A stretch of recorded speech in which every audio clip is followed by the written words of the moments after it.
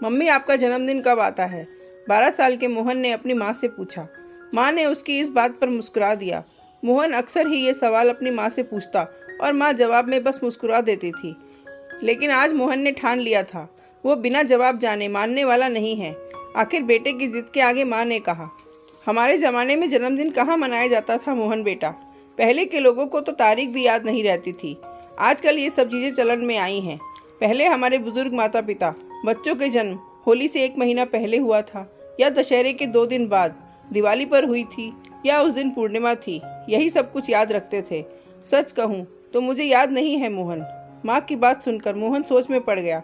Mummy मेरा जन्मदिन कितने धूमधाम से मनाती है, तरह तरह के पकवान बनाती है, केक कटता है, पार्टी होती है।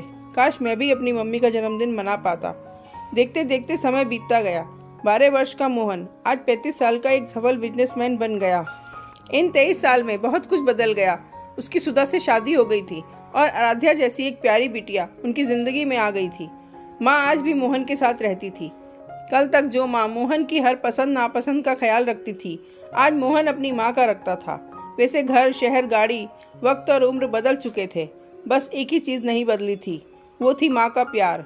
वो आज भी अपने बेटे मोहन का जन्मदिन धूमधाम से मनाती। बुढ़ापे की वजह से वो ज़्यादा भागदौड़ तो नहीं कर पाती थी, लेकिन मोहन के पसंद की हर चीज़ें बनाती। अनाथालय जाकर वहाँ के बच्चों में मिठाइयाँ और केक बंटवाती। मंदिर में जाकर गरीबों को भोज करवाती। जब मोहन पैदा हुआ था तब माँ की खुशी का ठिकाना नहीं था। पहली बार माँ बनने का एहसास उसे मोहन ने ही तो करवाया था। जब वो रुई की तरह मखमल सा बेटा उसकी गोद में आया था, वो दुनिया ही भूल गई थी। सारी खुशी एक तरफ और माँ बनने की खुशी एक तरफ। इसलिए उसे मोहन के जन्मदिन से बेहद लगाव है। मोहन के बिजनेस शुरू करते ही वो अपने काम में व्यस्त हो गया। वो माँ को अधिक समय भी नहीं दे पाता था। वैसे तो सुधा बहुत ही अच्छी बहू थी। वो अपनी माँ स्वरूप सासू माँ का बहुत ख्याल रखती थी। रोज़ देर से आने वाला मोहन आज शाम को जल्दी घर आ गया था। देखा तो सुधा आराध्या को होमवर्क करा रही थी। अचानक आराध्या ने सुधा से पूछा, मम्मा आपका बर्थडे कब आता है? सुधा ने जवाब दिया, जिस दिन मेरी आरू का बर्थडे आता है उसी दिन मम्मा का भी बर्थडे आता है। क्योंकि आराध्या जब आई तभी तो मैं मम्मा बनी। दोनों की बात सुन के मोहन अतीत में चला गया। बचपन में जो सवाल माँ से पूछता आ रहा था उसका जवाब आज उसे मिल गया था। आज मोहन का जन्मदिन है। वो माँ के साथ मंदिर गया, अनाथालय गया। जैसा माँ चाहती थी बिल्कुल वैसा ही करता गया। शाम को जब माँ सहित वो घर लौटा तो घर पहुँचते ही उसने देखा कि घर फूलों से सजा है। बिजलियों वाले झूमर जगह जगह लगे हैं। तरह तरह के पकवानों की खुशबू आ रही है। अंदर हॉल में गुलाब की पंखुड़ियाँ बिखरी हुई हैं और बीचों बीच बड़े से टेबल पर केक रखा हुआ है और बहुत से मेहमानों से घर भरा है। माँ आश्चर्य से देख रही थी। तभी सुधा आकर माँ को तैयार करने कमरे में ले गई। माँ सोच में थी कि आखिर बात क्या है। तभी वो तैयार होकर नीचे आती है। मोहन माइक पकड़ के कहना शुरू करता है, माँ मैंने हमेशा आपसे पूछा था कि आपका जन्मदिन कब आता है। मेरा मन करता था कि जिस तरह से आप मेरा जन्मदिन मनाती हैं वैसे मैं भी मनाऊं। आपने मेरे लिए क्या कुछ नहीं किया।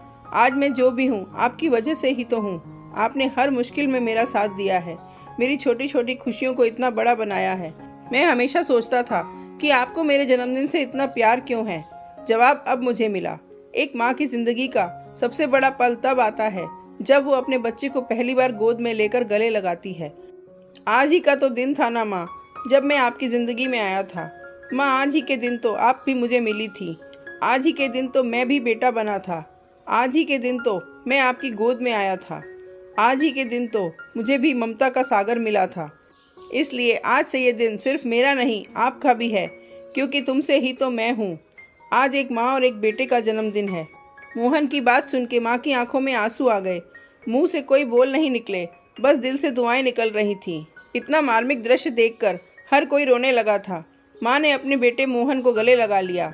दोनों ने मिलकर अपने जन्मदिन का केक काटा। तो जिस दिन हमारा जन्म होता है उसी क्षण एक माँ का और एक पिता का भी जन्म होता है। उन्हें भी वो सुख मिलता है।